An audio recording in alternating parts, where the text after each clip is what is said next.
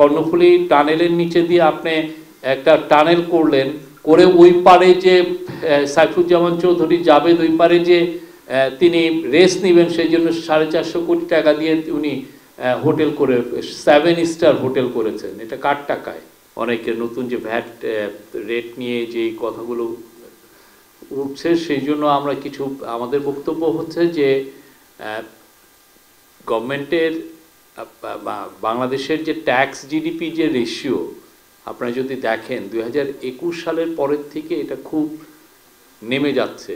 এটা কোভিডের পরের থেকে এটা এখন এমন একটা জায়গায় এসছে যে সেই জায়গায় আপনার এখন এই বছর 5 মাসে আমাদের রেভিনিউ শর্টফল হয়েছে 42,000 কোটি টাকা। আমাদের টার্গেট ছিল 1,69,000 কোটি টাকা আমাদের কালেকশনের টার্গেট ছিল, সেটা হয়েছে 1,26,000 কোটি টাকার একটু বেশি।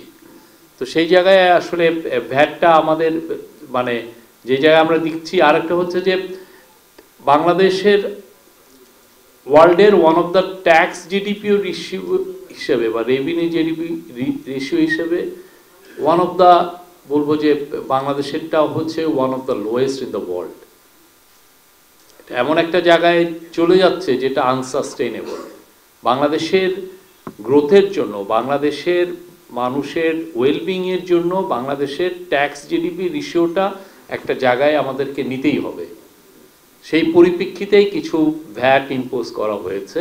শিয়া বাটার ও ভিটামিন ই সমৃদ্ধ lily glam beauty soap. Lily, always beautiful. এবং এই আরেকটা জিনিস হচ্ছে যে ভ্যাটের অনেক ভ্যারাইং রেট ছিল, কিছু কিছু ক্ষেত্রে 3%, কিছু কিছু ক্ষেত্রে আরো একটু বেশি। পুরোটাকে আমরাও চাচ্ছি যে একটা সিম্পলিফাই 15%-এ আনতে, যাতে এতে যেটা হয় যে এক ধরনের সিম্পলিফিকেশন হয়। সিম্পলিফিকেশন হলে যেটা লাভ হয় সেটা হচ্ছে যে এখানে লিকেজটা কমে আসে। লিকেজটাকে কমানোটা আমাদের খুব দরকার। আরেকটা হচ্ছে যে গভর্নমেন্টে আসার পরের থেকে আমরা কিন্তু চেষ্টা করছি যে আমাদের খরচটা কত কমানো যায়। আপনি দেখেছেন যে চিফ অ্যাডভাইজার যখন বিদেশ যাচ্ছেন, আগে যখন 250-300 জনের বহর নিয়ে যেত, আমাদের এখানে বেয়ারলি এটা 40-50 জনের উপরে উঠেই না।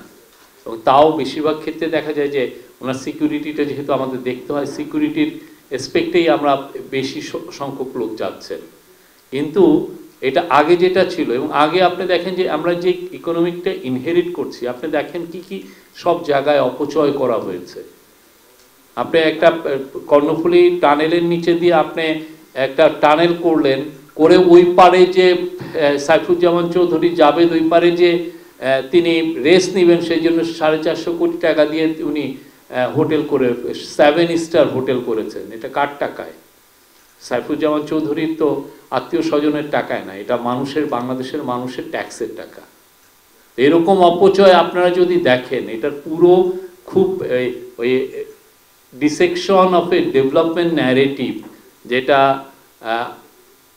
দেবপ্রিয় ভট্টাচার্য যেটার অথর করেছেন, আরও 12 জন এক্সপার্টের সহ। আপনার পুরোটা যদি পড়েন, আমি সবাইকে রিকোয়েস্ট করব আপনি পুরোটা পড়বেন, কিভাবে জনগণের টাকাগুলোকে তারা অপচয় করেছেন এবং লুটপাট করেছেন। তার কিছু নমুনা এখন আপনারা ব্রিটিশ প্রেসে দেখছেন। তো সেই জন্য আমাদের সত্যিকার অর্থে এটা আমরা চাচ্ছি যে ট্যাক্স, বাংলাদেশের ট্যাক্স জিডিপি এমন একটা হেলদি জায়গায় যাক যাতে বাংলাদেশের ইকোনমি গ্রোথ হয়।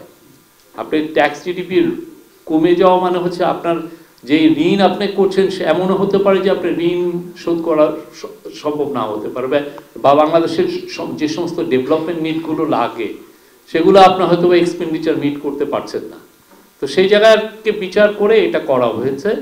এবং আমরা আশা করছি বাংলাদেশের এই সামনের দিনগুলোতে মানে বাংলাদেশের মানুষের উন্নয়নেই এই টাকাগুলো ব্যয় হবে।